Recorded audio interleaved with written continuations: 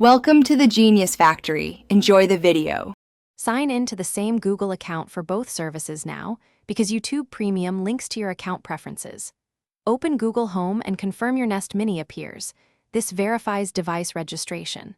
Once done, check app updates on your phone so features match.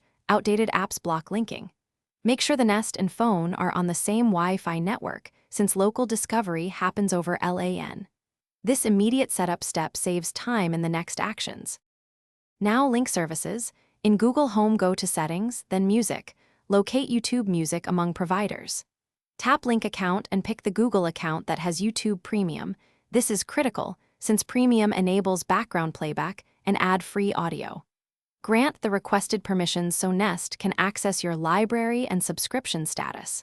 Once linked, consider setting YouTube Music as the default music provider. That makes voice requests play from Premium without saying the app name each time.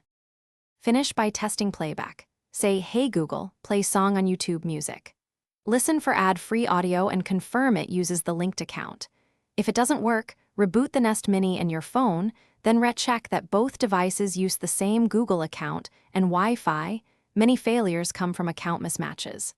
Also verify YouTube Premium is active in YouTube app under Purchases and Memberships.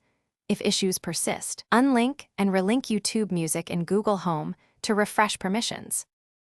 Thanks for watching. If you found this helpful, don't forget to like and subscribe.